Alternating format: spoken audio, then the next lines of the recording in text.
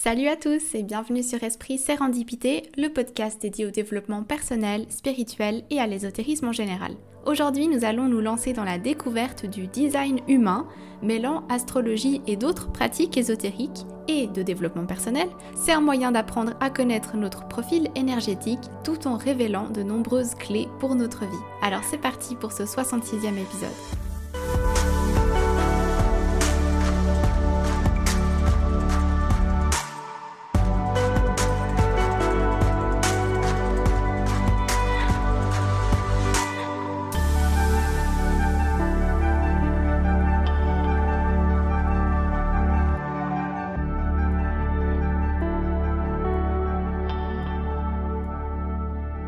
Bienvenue dans ce 66e épisode, j'espère que vous allez tous très bien.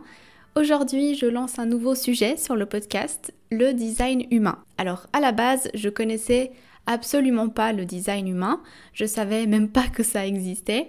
Et un jour, je regardais les livres sur le site internet de la Fnac et je tombe un peu par hasard sur un livre très beau qui avait des allures de livre sur l'astrologie. Donc voilà, il y avait des planètes dessinées dessus, la lune, le soleil, etc. Et forcément, moi, l'astrologie, j'adore ça, alors ça m'a interpellée. Et c'est de là que j'ai commencé à m'intéresser à ce concept. Comme ça rentre tout à fait dans les thèmes du podcast, je me suis dit que j'allais partager avec vous cette découverte et qu'on allait apprendre ensemble à utiliser cette méthode.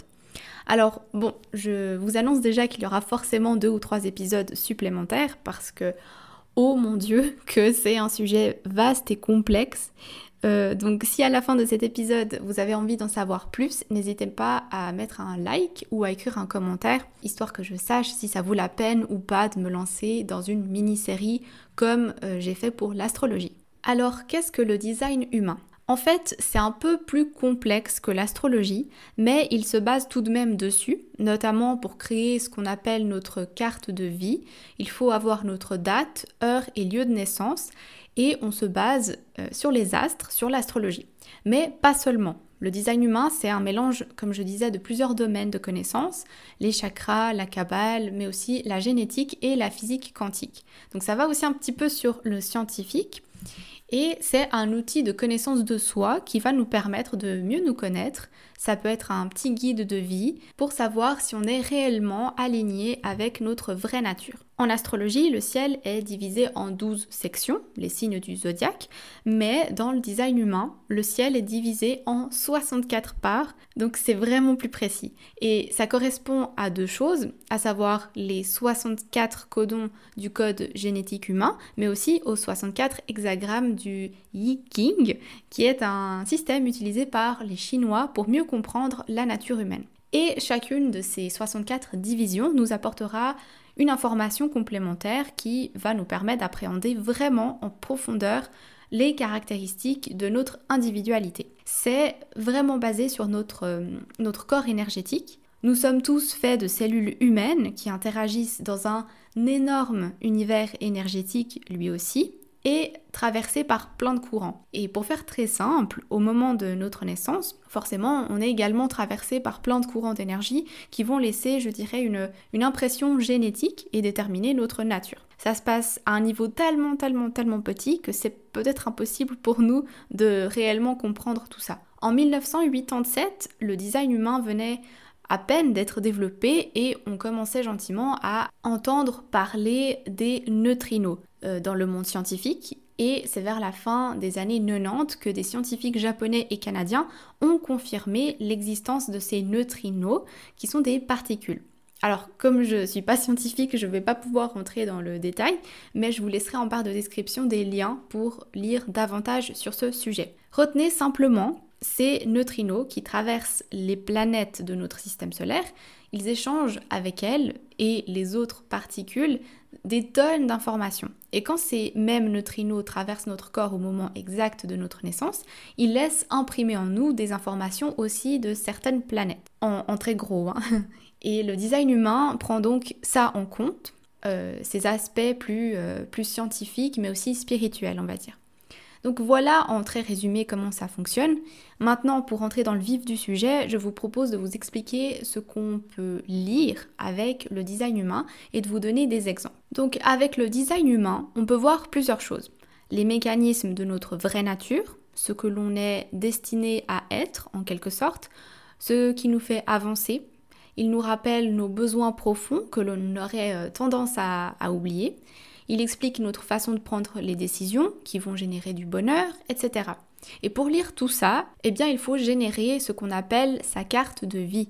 En astrologie, on va générer sa carte astrale, qui est une photo du ciel au moment de notre naissance. Et en design humain, la carte de vie, c'est une photo de nous, de notre corps énergétique au moment de notre naissance. Si vous êtes sur YouTube, je vais à présent insérer une image d'une carte de vie, justement pour que vous puissiez voir à quoi ça ressemble, et je vous expliquerai en m'appuyant sur cette image ce que chaque point représente. Comme vous le voyez, c'est assez complexe au départ. Personnellement, quand j'ai vu ça, j'ai eu de la peine à tout saisir.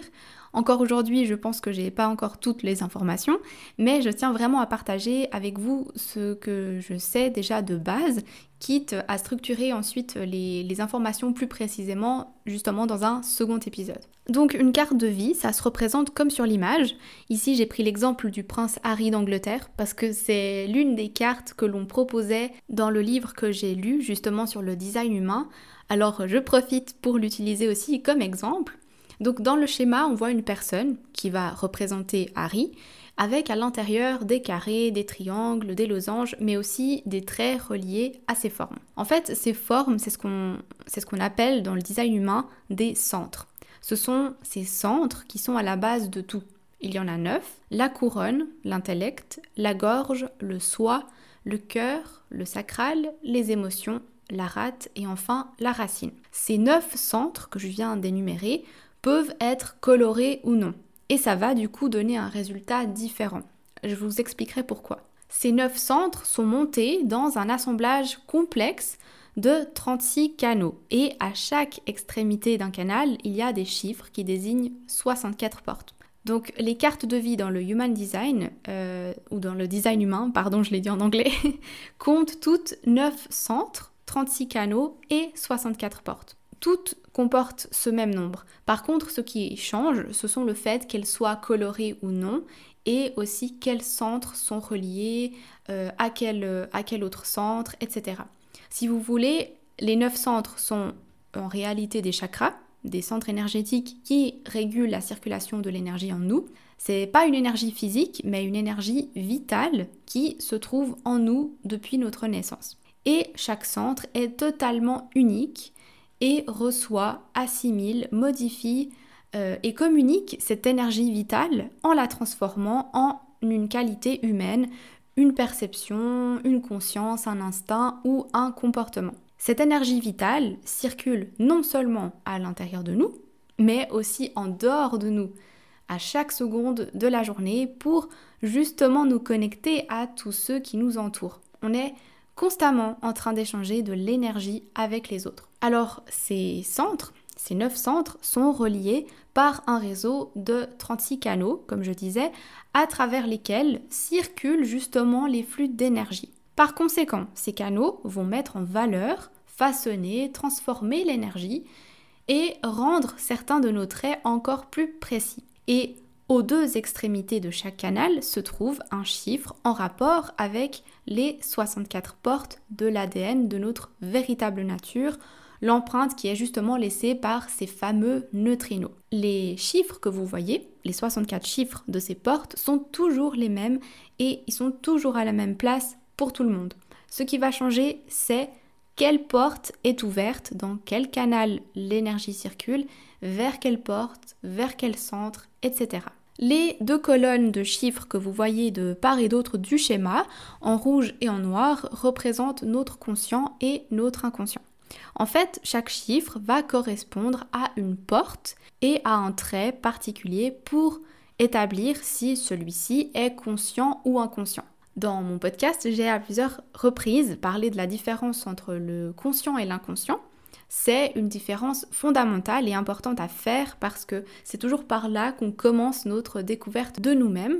Se rendre compte que notre conscient, ce sont nos intentions d'agir de façon lucide, logique, cérébrale, et que l'inconscient, c'est notre côté caché, les courants profonds qui influencent notre fonctionnement involontaires ou automatiques et qui vont façonner notre caractère. Si vous imaginez un iceberg, la partie visible que l'on voit au-dessus de l'eau, c'est notre conscient, et en dessous, la partie cachée, immergée sous l'eau, c'est notre inconscient. C'est la partie la plus complexe, mais aussi la plus profonde.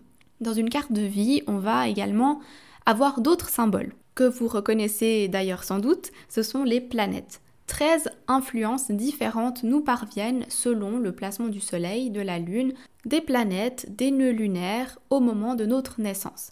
C'est la position exacte des planètes à notre naissance et les neutrinos qui les traversent qui vont déterminer quelles portes sont ouvertes et lesquelles sont fermées et par conséquent quels centres sont colorés et donc activés et quels centres sont blancs et donc non activés. Sur la carte de vie, on peut remarquer des glyphes noirs à côté des numéros des portes. Ça va nous indiquer quelle planète a une influence sur quel canal, etc. Maintenant, je vous propose de vous parler de chacun des 9 centres et vous expliquer leur énergie. D'ailleurs, si vous avez envie de créer votre propre carte de vie pour l'avoir sous les yeux avant de poursuivre le podcast, je vous ai mis un lien en barre de description. C'est un site sur lequel vous pouvez générer automatiquement votre carte. Comme ça, vous l'avez sous les yeux et vous pouvez vous rendre compte déjà maintenant quels centres sont activés chez vous. Quelle est la différence entre un centre défini, donc rempli, coloré, et un centre non défini, donc vide, et non coloré? Alors, un centre non défini a toujours pour caractéristique de nous rendre capables de vivre un large spectre d'énergie dans ce centre. Contrairement aux centres qui sont définis, dans lesquels on a une énergie fixe bien à nous, concrètement, nos centres non définis, vides, peuvent absorber les énergies fixes et multiples qui proviennent des personnes qui ont, elles, ce centre défini et les amplifier. Par contre, c'est important de comprendre que la force de la non-définition, c'est donc cette ouverture, cet aspect caméléon. C'est-à-dire que vous, si vous avez un centre qui est blanc, vous avez la capacité justement de recevoir beaucoup plus d'énergie et donc d'informations qu'une personne qui a son centre qui est coloré et qui a une énergie fixe. Dans le cadre de notre épanouissement, on peut voir ça comme l'accès à des ressources extérieures pour venir nourrir nos propres besoins. Donc, il n'y en a pas un qui est mieux que l'autre. Quand on parlera d'exemples concrets, vous comprendrez mieux. Alors, commençons par le centre de la couronne. La couronne, ça représente l'inspiration.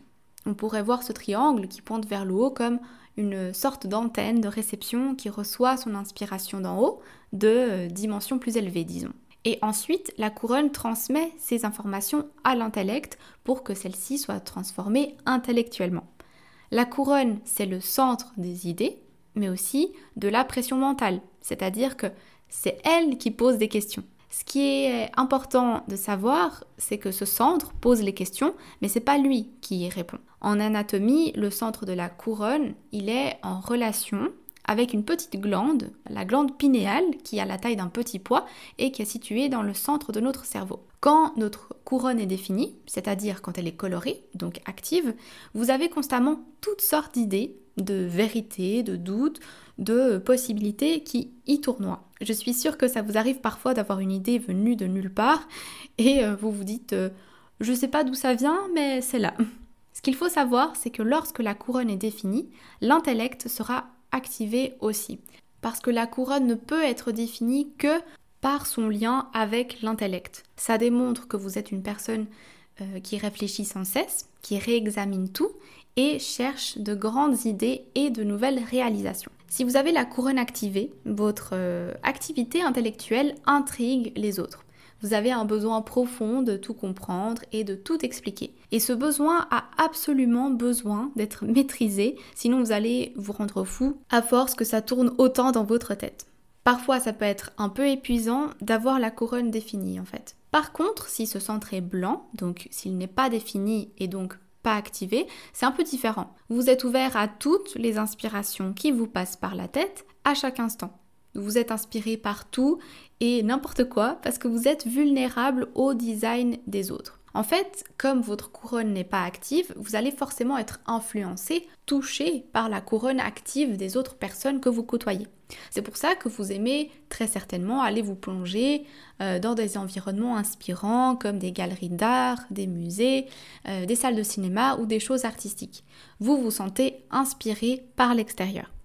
Par contre, ça peut aussi vous faire tourner la tête, toute cette multitude de pensées et d'inspirations que les autres déclenchent en vous. Vous risquez d'être tellement influencé par les pensées, problèmes ou difficultés des autres que vous allez passer à l'action. Vous passez peut-être trop de temps à réfléchir aux idées des autres, à les mettre en valeur et pas assez les vôtres. Ce qu'il faut dans ce cas, c'est cultiver un certain détachement pour transformer le pouvoir d'une influence extérieure en une sagesse imperturbable. Quand vous recevez beaucoup d'informations des autres, vous saurez trier ce qu'il y a à garder ou ce qu'il y a à jeter. Avant de réagir avec enthousiasme à des idées et à partir à toute allure comme un feu de paille, essayez de rester critique. Le deuxième centre, situé juste en dessous, est le centre de l'intellect. C'est le centre de la conceptualisation. Il organise et met en place le processus de réflexion sur comment penser et agir. C'est aussi le centre de nos croyances. Ce centre correspond au néocortex, à la glande pituitaire, aux yeux et à l'oreille interne. Donc ce centre, c'est celui de la conceptualisation, comme je disais, mais aussi de la conscience mentale. En fait, le centre de la couronne et le centre de l'intellect contribuent ensemble au mental. Le centre de l'intellect, c'est le lieu de transformation. Il traite la pression qui arrive sous forme d'inspiration en provenance du centre de la couronne et la transforme en une information utile pour l'évolution, la recherche et la communication. Si ce centre n'est pas défini chez vous, donc qu'il est blanc, alors vous avez la capacité de voir une situation sous plusieurs perspectives, mais vous aurez aussi du mal à vous décider parce que comme il est ouvert et donc que vous êtes influençable par l'énergie des autres, vous êtes régulièrement inspiré ou touché par les idées des gens qui vous entourent. Vous pourriez aussi avoir tendance à vous accrocher à des certitudes et des croyances. En tout cas, ça vous arrive de tenter de paraître certain, alors qu'en fait, vous n'êtes pas vraiment conçu pour l'être. On vous a peut-être dit que vous étiez tête en l'air, c'est simplement parce que les informations vont et viennent. Avoir ce centre ouvert, c'est une bonne chose. Vous avez la chance de pouvoir voir les situations sous plein d'angles différents et donc la capacité de considérer plusieurs possibilités d'une même situation. Et vous devez aussi accepter que vos opinions et vos idées sur les sujets évoluent constamment et que vous n'êtes pas fait pour avoir une opinion fixe et finale sur tout. Vous pourriez être un excellent guide pour quelqu'un qui a son centre défini, donc plein, parce que vous pourriez justement l'aider à y voir plus clair et à ouvrir son esprit à d'autres possibilités. Par contre, si ce centre est défini, alors vous avez la capacité de retenir de façon efficace les informations que vous apprenez. Vous avez une façon de penser plutôt fixe et vous faites rapidement une idée sur les choses et les situations. Vous avez un mental très actif, vous êtes constamment en train de penser, mais vous avez confiance en vos idées, vos opinions et vous ne vous sentez pas forcément influencé par la façon de penser de ceux qui vous entourent. Quand vous avez un centre intellect défini, vous êtes conçu pour avoir des certitudes sur les situations, mais il faut essayer de ne pas oublier que d'autres façons de voir les choses existent toujours, même si vous ne les envisagez pas. Avant de prendre des décisions trop hâtives en pensant avoir vraiment vu toutes les possibilités, appuyez-vous justement sur les personnes ayant un centre intellect ouvert pour accéder justement à leurs idées aussi. Il faut rester ouvert aux perspectives des autres pour élargir vos horizons. En tout cas, sachez qu'avec ce centre défini, vos opinions et vos idées influencent en permanence ceux qui vous entourent. L'autre centre qui se situe en dessous de l'intellect, c'est le centre de la gorge. Le centre de la gorge, c'est le centre de la communication, de l'expression, de la manifestation et de l'action. Il va avoir une fonction extraordinaire et unique parce que toute l'énergie est déplacée par les 8 autres centres vers la gorge. C'est ce centre qui donne la voix pour manifester physiquement les choses ou pour communiquer verbalement notre intelligence humaine.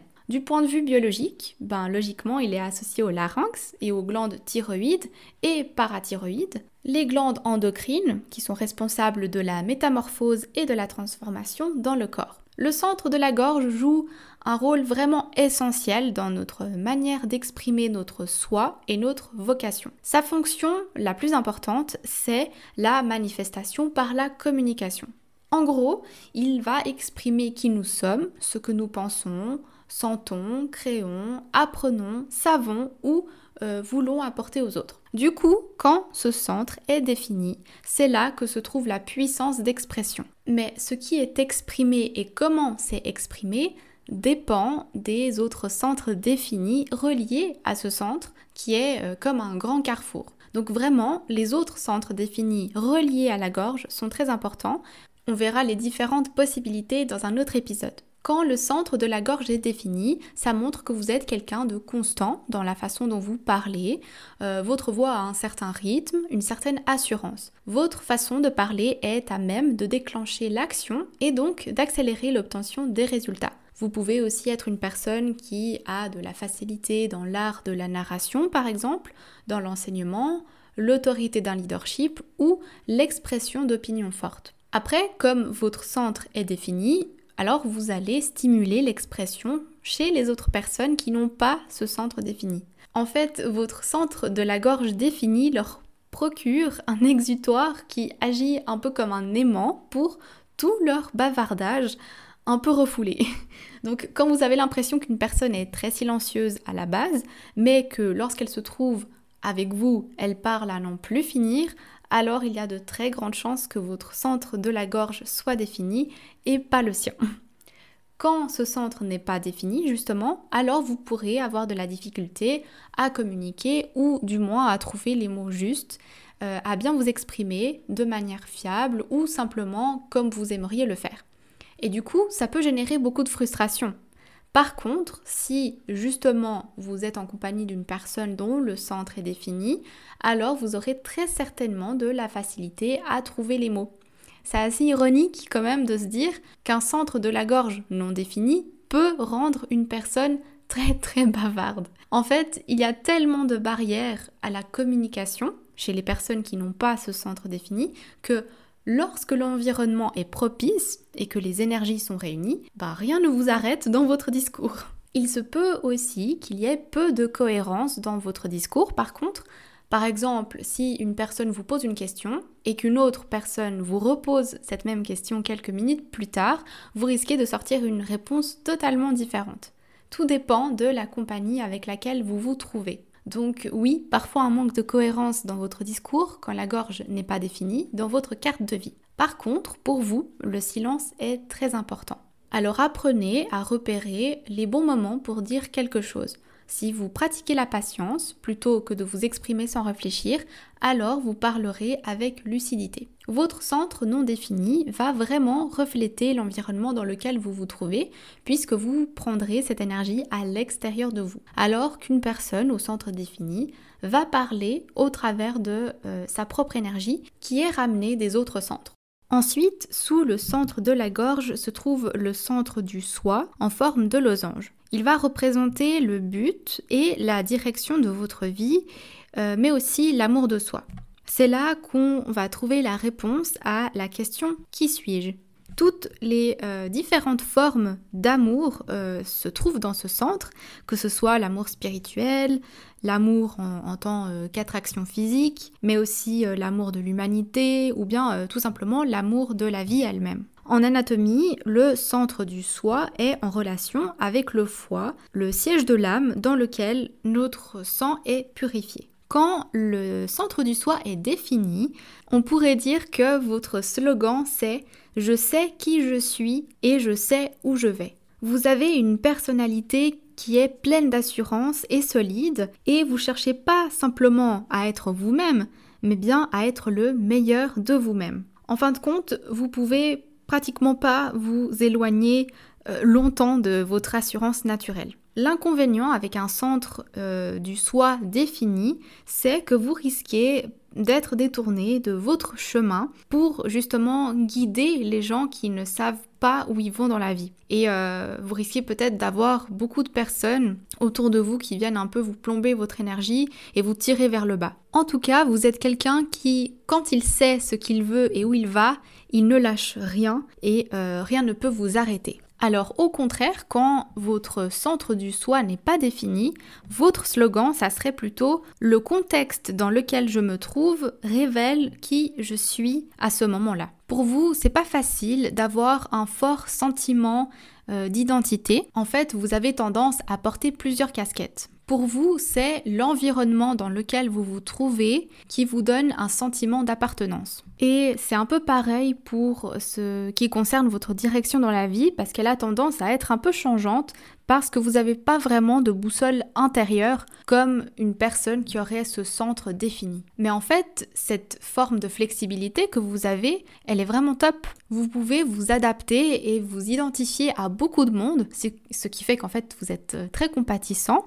Par contre, il faut vraiment prendre garde à pas vous faire trop influencer par le conditionnement d'une autre personne et de sa détermination, de son but et de sa direction, parce que ça peut vous conduire vraiment à des impasses. Votre point fort et votre sagesse avec ce centre non défini, c'est vraiment de pouvoir renvoyer vos observations à propos de quelqu'un sur son choix d'orientation, par exemple. Vous pourriez être vraiment un excellent guide et un conseiller et indiquer le chemin à suivre à ceux qui sont parfois trop absorbés par eux-mêmes pour y voir clair. Mais du coup, si vous cherchez quand même une certaine cohérence à votre vie et un but, un chemin, essayez toujours de vous entourer de personnes qui ont vraiment à cœur votre bien-être, parce que si vous vous laissez influencer par ceux qui vous déprécient, vous ferez toujours les mauvais choix.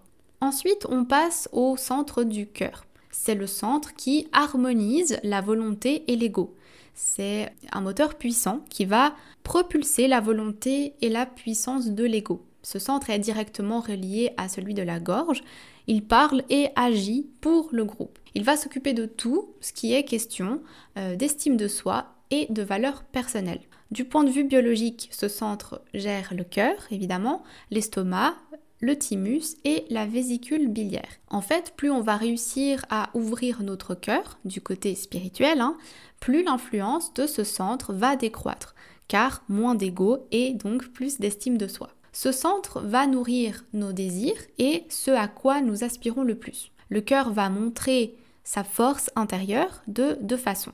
L'une en utilisant sa détermination pour le plus grand bien de tous, l'autre, poussée par l'ego, est une volonté motivée uniquement par des raisons personnelles et individualistes. C'est un peu bizarre et peut-être contre-intuitif, mais toutes les questions liées à l'argent, par exemple, sont traitées par ce centre. Pourquoi le cœur ? Parce que l'argent, c'est une forme d'énergie qui est étroitement liée aux souhaits venant du cœur. Le pouvoir, le prestige, c'est l'ego en fait. Quand le cœur est défini, vous avez une volonté de faire. En fait, les gens qui ont leur cœur défini dans le design humain sont un peu considérés comme des super-héros. Votre volonté de faire vous permet de faire des choses en 5-10 minutes, alors que pour d'autres personnes, ça prendrait plus de temps parce qu'elles auraient moins de volonté. Ce qui vous caractérise, c'est le désir de mettre tout votre cœur dans ce que vous entreprenez. Votre cœur est défini et c'est donc la source de votre courage, de votre bravoure et de votre avenir, de votre destinée. Pour vous, c'est pas juste un accomplissement qu'il s'agit, c'est vraiment un alignement envers ce qui est digne de votre temps et de votre énergie. Le cœur doit être respecté chez vous. Alors faites attention avec qui et dans quoi vous placez votre énergie. Vous devez faire des choses parce qu'elles vous tiennent à cœur. Parfois, vous pourrez avoir tendance à vous agacer devant l'inefficacité au point de vouloir vous charger vous-même des choses pour atteindre vos objectifs, tellement ça vous tient à cœur, même si ça peut vous faire passer pour une personne arrogante. Quand le cœur n'est pas défini, par contre, ce qui est le cas dans la majorité des personnes, il se peut que vous mouriez d'envie de devenir une locomotive, on va dire, mais votre cœur, il n'est pas conçu pour ça. Concrètement, vous n'avez pas forcément quelque chose à prouver. Quand on vous demande « Que recherchez-vous exactement dans la vie ?», vous n'avez pas réellement de réponse. Alors, attention, ça ne veut pas dire que vous êtes une personne sans volonté, pas du tout, mais plutôt que votre volonté n'est pas aussi constante et forte que celle des personnes qui ont le centre du cœur défini. C'est cet aspect un peu incertain qui vous fait rentrer en compétition avec les autres et vous pousse à travailler encore plus fort. Attention à pas trop vous comparer aux autres et d'en faire trop pour ensuite échouer et donc vous dévaloriser. Pour ces personnes-là, qui n'ont pas le centre du cœur défini, c'est important de comprendre que vous n'avez rien à prouver, ni à vous-même, ni à ceux qui attendent beaucoup de vous. Quand vous le faites, vous vous retrouvez facilement dans des situations qui provoquent l'ego et qui vous poussent à être très très compétitif. C'est l'influence extérieure, l'énergie extérieure qui va vous conditionner comme ça. Il faut essayer de vous éloigner de votre ego et d'être satisfait de votre propre valeur sans devoir le prouver aux autres au travers de vos actions. Ensuite, on passe au centre qui se trouve à gauche sur le schéma qui a une forme de triangle. Ça, c'est le centre de la rate. On l'appelle aussi parfois le centre splénique, mais bon, je préfère l'appeler la rate, c'est plus simple. Donc ce centre est celui de la conscience corporelle, de l'instinct, des peurs dites primales, qu'elles soient réelles ou imaginaires. Ce centre est aussi lié à la spontanéité, à la santé et au bien-être. On dit que c'est le centre de l'instant présent. Il va nous permettre d'avancer à chaque seconde en toute sécurité. La conscience corporelle, elle se crée à chaque fois que nous affrontons ou survivons à un défi. Du point de vue biologique, il va contrôler le système lymphatique, la rate, et les cellules responsables de notre système immunitaire. Il est aussi, par extension, en lien avec la mémoire cellulaire et le cerveau reptilien.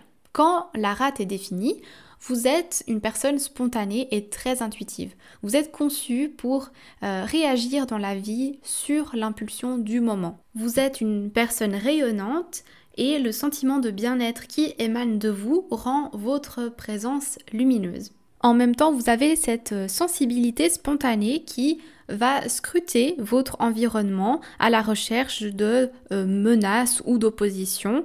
Donc on retrouve bien là cet instinct de survie. Donc en fait vous êtes ce curieux mélange entre un garde du corps qui est toujours alerte et aussi un peu un guérisseur parce que votre présence elle est tellement lumineuse et en plus elle est soutenue par un sens de l'humour souvent vif et cassant et du coup c'est vrai que ça fait vraiment un double côté. Mais même si vous êtes une personne très souriante, très avenante, eh ben vous avez quand même votre intuition qui vous parle beaucoup, très fortement, et vous vous désengagez tout de suite dès que votre instinct vous en avertit. Que vous soyez chez un ami, au travail, dans les transports publics, dans un commerce, peu importe, si votre instinct vous dit que quelque chose ne va pas, vous réagissez directement. Alors ça va pas forcément détecter un danger de mort ou quelque chose comme ça, mais ça veut juste dire que quelque chose ne convient pas à votre nature profonde. Et même si ces instincts sont parfois un peu illogiques, il faut toujours que vous en teniez compte parce que c'est des véritables guides. Étant donné que vous êtes une personne très spontanée, c'est vraiment préférable pour vous de vivre dans le moment présent. Et comme votre mécanisme de survie est toujours actif chez vous, eh ben vous avez tendance à être rempli de peur. Et du coup, ces peurs potentielles particulières, elles vont dépendre des portes activées dans votre carte de vie, mais ça on verra dans un prochain épisode. Même si ce centre est actif chez vous et que ça vous rend un petit peu d'une nature peureuse, ne le laissez pas vous couper de la vie. Un petit truc intéressant aussi pour vous, si vous tombez souvent malade, eh bien ça veut dire que votre système immunitaire ne fonctionne pas bien. Et comme la rate est reliée au système immunitaire, ça voudrait donc dire que vous n'écoutez peut-être pas assez vos intuitions. Du coup, quand votre centre de la rate n'est pas défini, ça ne veut pas dire que vous échappez à ces peurs, mais en réalité, vous êtes juste très vulnérable aux influences extérieures venues des autres parce que, en fait, vous reflétez leurs peurs et ça a tendance à les amplifier. Parfois, vous êtes envahi de peur sans vraiment savoir pourquoi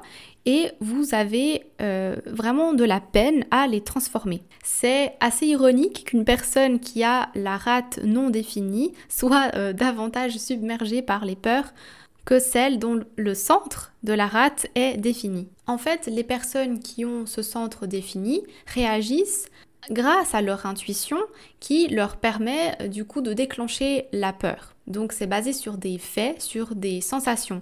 Alors qu'une personne qui n'a pas ce centre défini, elle va déclencher une peur, mais sans réellement savoir pourquoi et sans explication logique. Du coup, il va falloir vraiment transformer cette vulnérabilité aux influences extérieures en sagesse, en tranquillité. Pour ça, par exemple, vous pourriez voir la peur de façon plus objective. Prenez conscience de vos peurs. Par exemple, si vous avez tendance à avoir peur de l'autorité. Si vous prenez votre patron, vous en avez peur parce que vous vous dites « Oh là là, c'est le patron de la société, je dois en avoir peur ». Mais en fait, vous avez peur d'une position, vous avez peur d'une place dans la hiérarchie, vous n'avez pas directement peur de la personne. Donc si vous modifiez votre perspective de la peur, vous la transformerez en sagesse. Le fait aussi que votre centre de la rate ne soit pas défini fait que vous avez la faculté innée de diagnostiquer le bien-être des autres. En fait, ça va vraiment vous permettre de refléter l'atmosphère qui vous entoure et de percevoir immédiatement lorsque quelqu'un est mal. Par contre, l'ironie derrière tout ça, c'est que vous avez du mal à distinguer votre propre bien-être. Donc vous comprenez, le fait que votre centre ne soit pas défini fait que vous êtes tellement sensible à l'énergie des autres, de la rate des autres, que vous ne pouvez plus vraiment entendre et percevoir votre propre énergie. Il se peut aussi que vous ayez tendance à être sensible à toutes sortes de médicaments, donc essayez plutôt les médecines un peu douces, peut-être que ça vous conviendrait mieux. Et tenez également compte de vos compétences psychiques qui doivent être très fines parce que vous savez vraiment interpréter les courants sous-jacents de la vie. À l'opposé, donc du côté droit, on retrouvera un autre triangle qui, lui, concerne le plexus solaire. Le centre du plexus solaire, c'est là où s'expriment les émotions, les sentiments et la nervosité. C'est là que siège aussi tout ce qui est addiction. Du point de vue biologique, ce centre est en interaction avec les poumons, les reins, le pancréas ou encore le système nerveux. Il va régir les sentiments, les émotions, la sensibilité et il a pour fonction de nous permettre de développer un sentiment de clarté émotionnelle et de bien-être. Le plexus solaire, c'est aussi un centre moteur qui fournit l'énergie puissante qui fait fonctionner la nature cyclique de l'expérience humaine. C'est le centre de la poésie, de la passion amoureuse, de la compassion et de la spiritualité. Le fait de comprendre la mécanique de ce centre permet de libérer des années de pénibles schémas émotionnels, de rétablir la santé psychique et d'ouvrir la voie à un plaisir de vivre. Quand ce centre est défini, ça veut dire que vous êtes une personne émotionnelle. Et pourtant, je suis pratiquement sûre que vous n'êtes pas du tout conscient de la portée de vos émotions. Vous pouvez être hyper au top, hyper content un moment, et puis redescendre tout aussi vite. Vous vivez tout simplement une vague émotionnelle. Votre nature consiste à ressentir tout le spectre des émotions qui sont parfois trop chaotiques pour vous et ceux qui vous entourent. En fait, ces vagues émotionnelles que vous ressentez sont vraiment pareilles à les vagues de la mer. Et vous devez reconnaître que ces émotions n'ont rien de permanent. Vous devez les laisser passer à travers vous plutôt que de vous les approprier. Tout ça fait vraiment partie de votre évolution. Apprenez à ne vous attacher à aucune émotion et à n'avoir aucune attente sur le déroulement des choses. Les décisions émotionnelles qui sont prises sous l'impulsion du moment sont vos ennemis. Il faut vraiment laisser passer ces émotions, laissez-les vous traverser et une fois que vous en serez libéré, vous pourrez prendre une décision. L'information la plus importante sur le fait que ce centre est défini, c'est qu'il faut savoir que votre centre va non seulement vous influencer, vous et vos humeurs, mais aussi celles des autres. Parce que comme il est défini, il va forcément atteindre le centre qui n'est pas défini chez les autres. Donc tout simplement, vos émotions sont contagieuses. Quand vous vous sentez déprimé, regardez un petit peu autour de vous, les gens vont très généralement se sentir aussi un petit peu en bas. Et quand vous êtes rempli de joie, voyez aussi comment leur exubérance s'amplifie. Votre travail ici, c'est vraiment d'apprécier et d'accueillir vos émotions et comprendre comment elles vous affectent et les autres également. Quand ce centre n'est pas défini, vous pensez peut-être que vous êtes quelqu'un d'émotionnel. Et en fait, vous vivez simplement les émotions propagées par les autres. Quand ils rigolent, vous avez envie de rigoler. Quand ils pleurent, vous avez envie de pleurer. Comprenez vraiment à quel point vos émotions sont dues à l'impact émotionnel des autres. Quand vous êtes seul, généralement vous êtes calme, serein, posé. Et quand vous quittez cet espace un peu plus personnel, vous avez tendance à vous faire attraper par les vagues émotionnelles des autres. Ça, c'est normal parce que comme il n'est pas défini, votre centre, forcément vous allez être influencé par le centre des autres. Ça peut être très très bien dans certains cas et dans d'autres, vous êtes quand même sujet aux émotions de ceux qui vous entourent et donc qu'elles soient saines ou toxiques. Et ça, vous devez y rester alerte et attentif. Pour vraiment transformer cette influence extérieure en une sagesse impassible, essayez d'apprendre à ne pas réagir aux émotions qui ne vous appartiennent pas. Si vous commencez à ressentir de la colère alors que vous n'avez aucune raison d'en ressentir, essayez de vous détacher de cette émotion parce que vous êtes très certainement en train de prendre cette émotion d'une personne qui vous raconte peut-être une histoire dans laquelle elle a été très en colère. Soyez un témoin plutôt qu'un acteur. Au centre du schéma se trouve un carré et c'est ce qu'on appelle le centre sacral. Imaginez ce centre un peu comme la sève pour un arbre qui le fait grandir vers le ciel. C'est cette énergie qui nous donne la force d'affronter nos épreuves dans la vie. C'est le grand moteur qui alimente la progression, l'expansion de la vie. C'est une force à l'état brut qui n'a pas de conscience. On dit parfois que c'est le centre de la sexualité, mais aussi de la fertilité, de l'énergie vitale. Les thèmes principaux de ce centre sont donc, comme je disais, la sexualité, mais aussi le travail, la fertilité, la vitalité, le mouvement, la persistance et la créativité. Du point de vue biologique, il correspond au système reproducteur. Toute vie sur Terre est engendrée par l'énergie vitale de ce centre énergétique. Au final, c'est lui qui est à l'origine de la reproduction de la vie. Environ 70% de la population possède un centre sacral défini et donc la possibilité de fonctionner avec cette énergie. Mais paradoxalement, ils savent pas trop quoi en faire ou comment l'utiliser. Lorsque ce centre est défini, ça veut dire que vous êtes venu au monde avec la capacité naturelle de faire face à ce que la vie vous donne. Que vous en soyez conscient ou non, vous avez un flot continu d'énergie vitale à votre disposition pour vous soutenir tout du long. Mais souvent, lorsque cette énergie est lancée, c'est comme un bouton d'un grand générateur qu'on enclenche, on ne peut plus l'arrêter avant que l'expérience soit terminée.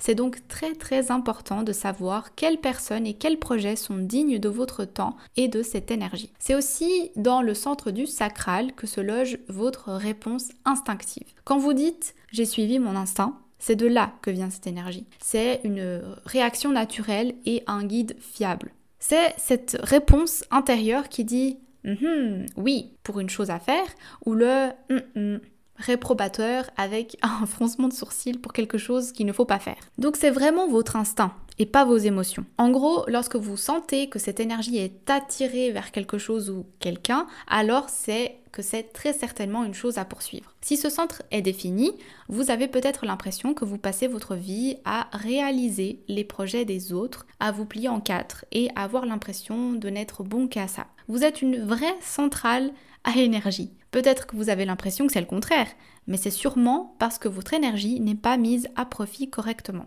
Quand vous vous lancez dans quelque chose, les autres ont du mal à vous suivre. Si vous ressentez de l'ennui, de l'intolérance, de l'impatience ou de la frustration, alors c'est que vous êtes très certainement en train de poursuivre un projet qui n'est pas pour vous. Attendez votre réponse instinctive avant de répondre. Essayez vraiment de ressentir l'ouverture ou la fermeture de ce centre qui vous indiquera si vous êtes sur le bon chemin ou pas. Si vous avez le centre du cœur et le centre sacral défini, alors là, vous êtes un vrai tourbillon d'énergie. Mais vous devez absolument trouver les choses que vous aimez faire, sinon vous allez gaspiller cette belle énergie. Si ce centre n'est pas défini, par contre, vous allez très certainement ressentir qu'une vie à 100 à l'heure n'est pas faite pour vous. Par nature, vous n'êtes pas quelqu'un de très motivé et vous n'avez pas d'endurance. Alors attention, comprenez que je dis pas ça dans un sens négatif, ça veut juste dire que comme votre centre n'est pas défini, vous n'avez pas accès à cette énergie vitale, à cette force. Ça veut pas dire que vous êtes paresseux, mais votre meilleure contribution ne se fait que de façon plus irrégulière et plutôt en équipe. Si vous ne reconnaissez pas cette nature en vous et que malgré ça, vous vous efforcez d'aller aussi vite que les gens qui ont le centre sacral défini, alors vous vous épuiserez pour rien parce que vous êtes tout simplement pas comme ça. c'est essentiel d'adopter une vision qui reflète l'énergie des autres.